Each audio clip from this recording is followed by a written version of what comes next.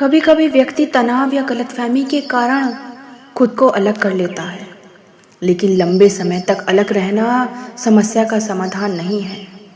समस्याओं पर बातचीत करना बेहतर विकल्प होता है, क्योंकि गलतफहमियों से दूर रहकर रिश्तों में सुधार नहीं होता।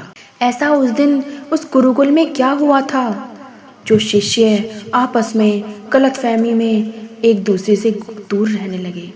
ऐसी क्या गलतफहमी उनके बीच पैदा हुई? प्यार से कहिए संतो जी, धन्यकार जी। आशा करती हूँ आप सभी सतगुरु माता जी के आशीर्वाद से बहुत खुश होंगे। दासी आज आपके लिए एक नई कहानी लेके आई है। आज की कहानी का विषय है गुरु की शिष्यों को सीख। तो चलिए संतो जी, आज की इस कहानी का आनंद लेते हैं और सीखते हैं कि हमें इस कहानी से क्या शिक्षा मिलती है। पुराने समय में एक गुरुकुल में कई शिष्य एक साथ रहकर शिक्षा प्राप्त कर रहे थे। वह आश्रम बहुत ही बड़ा था और वहां शिष्यों को अनुशासन के साथ साथ आपसी सहयोग की भावना भी सिखाई जाती थी। सभी शिष्यों के रहने के लिए अलग अलग छोटी छोटी कुटियां थी। दिन भर वे एक साथ अध्ययन, सेवा और कार्यों में लगे रहते थे और रात में अपनी अपनी कुटियों में आराम करते थे। उसी गुरुकुल में एक शिष्य था जो स्वभाव से बहुत सहयोगी और मिलनसार था। वह हमेशा दूसरों की मदद करता और हर काम में आगे रहता और सभी के साथ मिलकर काम करता था। उसकी इसी आदत के कारण सभी शिष्य उसे पसंद करते थे। लेकिन कुछ समय बाद अचानक उसके व्यवहार में बदलाव आने लगा। वह धीरे धीरे अकेले रहने लगा। पहले जो शिष्य हर समय दूसरों के साथ रहता था, अब वह अपनी कुटिया में ही अलग अलग सीमित रहने लगा। न वह पहले की तरह किसी से बातचीत करता और न ही किसी काम में शामिल होता। यह बदलाव देखकर बाकी शिष्य उसके बारे में बहुत सोचने लगे और चिंतित हो गए। उन्हें समझ नहीं आ रहा था कि आखिर उसके साथ ऐसा क्या हुआ है। सभी ने मिलकर यह बात अपने गुरु को बताई। गुरु बहुत विद्वान थे। उन्होंने कुछ नहीं कहा। उन दिनों ठंड का समय था। एक ठंडी शाम को गुरु उस शिष्य की कुटिया की ओर चल दिए। मौसम ठंडा था और हवा भी चल रही थी। शिष्य ने अपनी कुटिया में कुछ लकड़ियां जलाकर आग जलाई हुई थी और उसी के पास बैठा था। जब गुरु वहां पहुंचे तो शिष्य ने विनम्रता से उनका अभिवादन किया, लेकिन वह पहले की तरह उत्साहित नहीं था। गुरुजी चुपचाप उसके पास बैठ गए। काफी देर तक दोनों मौन बैठे रहे। फिर गुरु ने धीरे से आग से एक जलती हुई लकड़ी उठाई और उसे आग से अलग रख दिया। शिष्य यह सब ध्यान से देख रहा था। थोड़ी ही देर में वह लकड़ी धीमी पड़ गई और बुझ गई। इसके बाद गुरु ने वही बुझी लकड़ी फिर से आग के बीच रख दी और कुछ ही समय में वह लकड़ी फिर से उन सभी लकड़ियों के साथ मिलकर जलने लगी। अब गुरु बिना कुछ कहे वहां से उठे और बाहर जाने लगे। शिष्य ने तुरंत समझ लिया कि गुरु उसे क्या समझाना चाहते थे।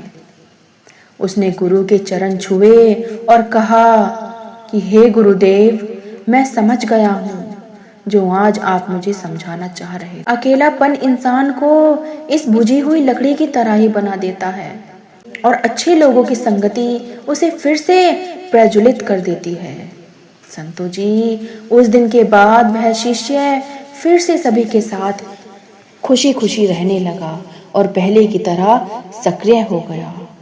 संतो महापुरुषों जी, इस कहानी से हमें क्या शिक्षा मिली है? सामाजिक जुड़ाव बनाए रखें। इंसान एक सामाजिक प्राणी है। अकेलापन लंबे समय तक मानसिक और भावनात्मक रूप से नुकसान पहुंचा सकता है, लेकिन परिवार, मित्रों और समाज से जुड़ाव बनाए रखना मानसिक स्वास्थ्य के लिए जरूरी है। टीम वर्क की शक्ति समझें। जैसे आग में कई लकड़ियां एक साथ मिलकर तेज जलती हैं, वैसे ही जीवन में जब टीम वर्क होता है तो हमें सफलता आसानी से मिल जाती है। चाहे वह काम कितना भी कठिन हो, लेकिन जब सभी मिलकर वह काम करते हैं तो सभी को सफलता जरूर मिलती है।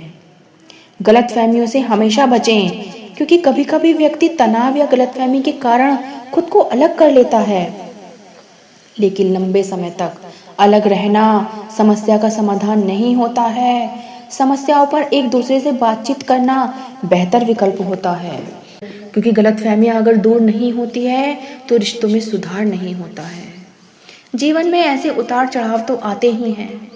ऐसे समय में भावनाओं पर नियंत्रण रखना और सही निर्णय लेना बहुत जरूरी है। भावनात्मक रूप से मजबूत इंसान जीवन में आगे बढ़ पाता है। सही मार्गदर्शन स्वीकार करें।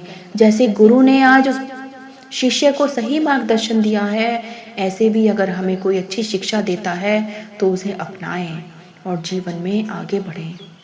सही समय पर दिया गया मार्गदर्शन जीवन की दिशा बदल सकता है, इसलिए सही सलाह को समझकर अपनाना जरूरी है।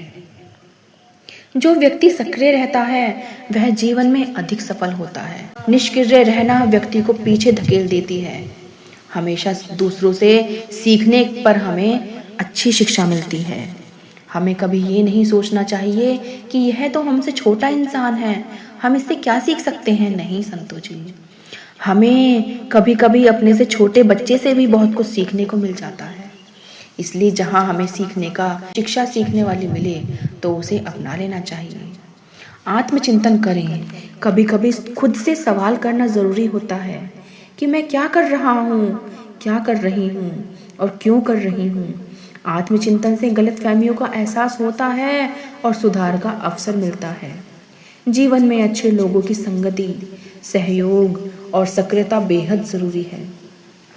अकेलापन हमें कमजोर बना सकता है, जबकि सही संगति हमें मजबूत और सफल बनाती है। संतो जी, सही संगति हमें मजबूत और सफल बनाती है। प्यारे संतो महापुरुषों जी, यह कहानी आपको कैसी लगी और इस कहानी से आपको और क्या शिक्षा मिल सकती है, दासी को कमेंट में ज़रूर बताएं। दासी के चैनल को लाइक शेयर सब्सक्राइब कीजिए। दासी आपके लिए और अच्छी कहानी लेके आएगी। प्यार से कहिए संतो जी, धन्यवाद जी।